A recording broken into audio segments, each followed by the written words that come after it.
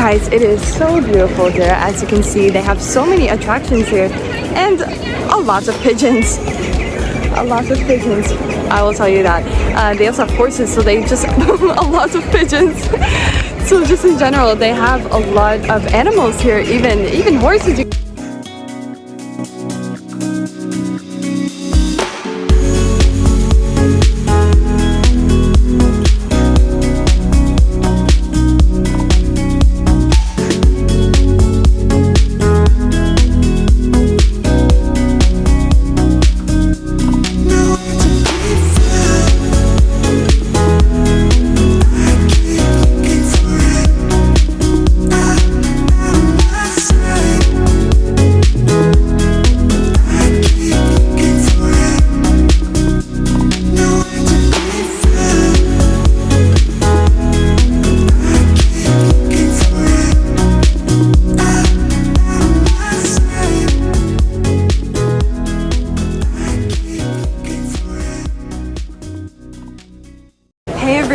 Welcome back to Explore with Kojo. So today, I am in one of the most historical and beautiful cities in Poland, Krakow.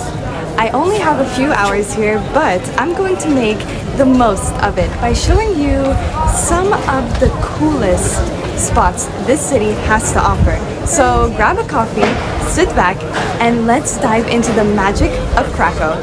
This city is an incredible mix of old world charm and modern day culture. And today we're starting in one of the most iconic parts of town, Florianska Street. Now this street is more than just a tourist hotspot. It's a place where history, commerce, and daily life all collide. Whether you're here to shop, eat, or just soak into the environment, Florianska has something for everyone. Florianska Street is one of the main arteries leading straight into Krakow's old town and is one of the oldest streets in the city. It dates back to the 13th century. So when you walk here, you're literally walking in the footsteps of centuries of history.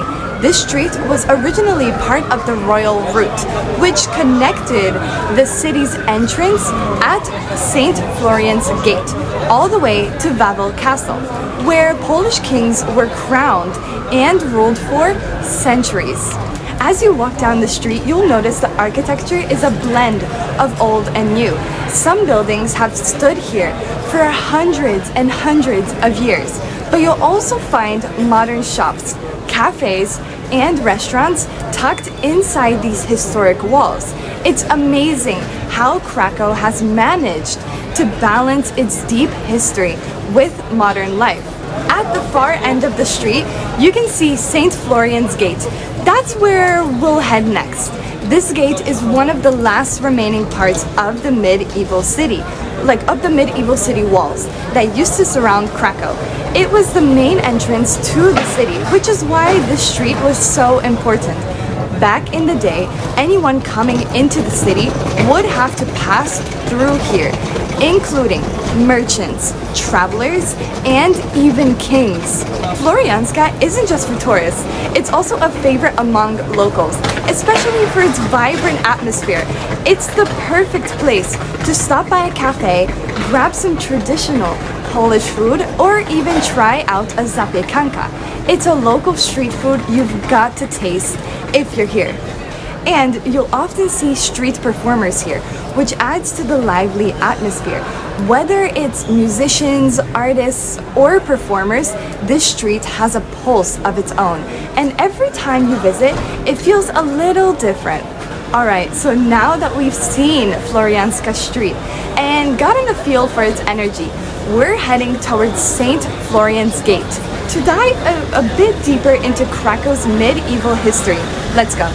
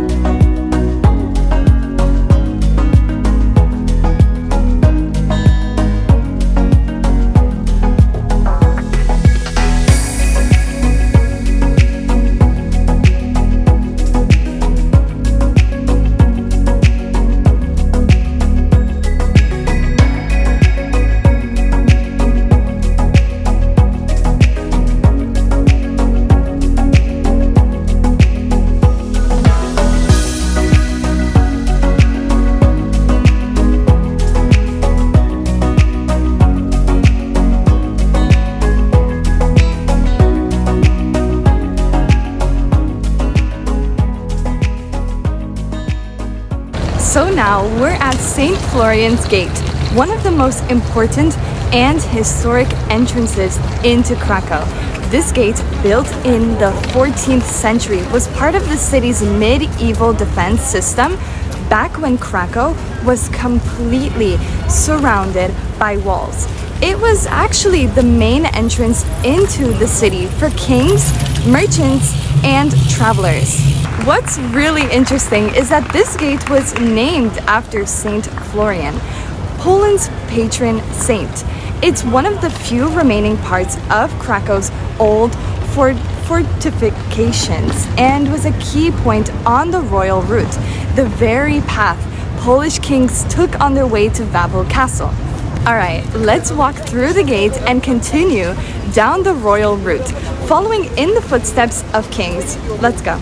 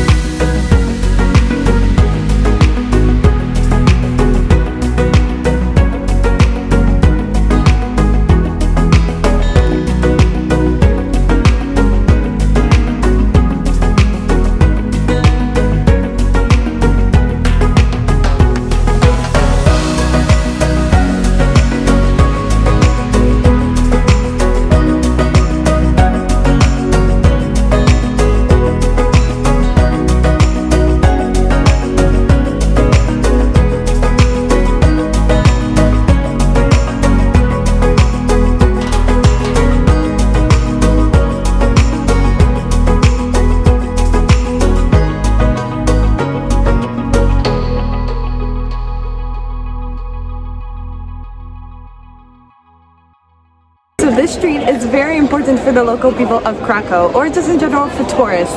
It is busy, as you can see. We are here on a Friday at around 1 p.m. and you can see it is filled with tourists and locals from Krakow, or just in general from Poland and anywhere abroad. People love to come visit Florianska because it is filled with attractions, so many shops, coffee shops and bars and restaurants. It is filled with honestly everything. And a lot of people actually spend most of their time in Krakow here on this street, and that is what makes it so important and valuable. As you can see, it is fully packed. I can't imagine how life looks like here on a 8 p.m.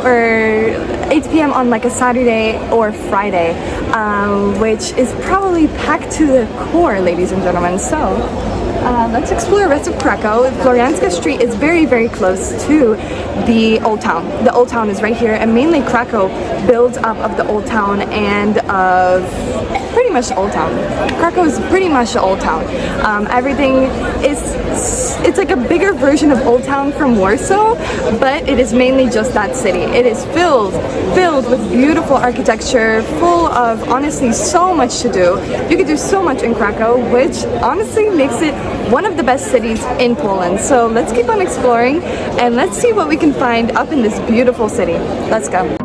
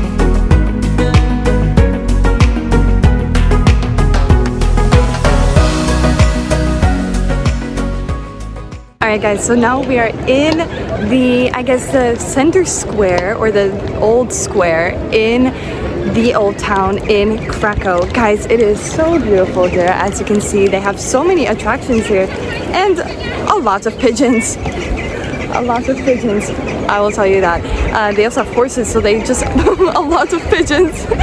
So just in general, they have a lot of animals here, even horses. You can take a horse ride here in Krakow and check out the entire old town with a horse, which kind of dates back to modern history, which is amazing, honestly, about how creative or honestly how many attractions you can really do in Krakow.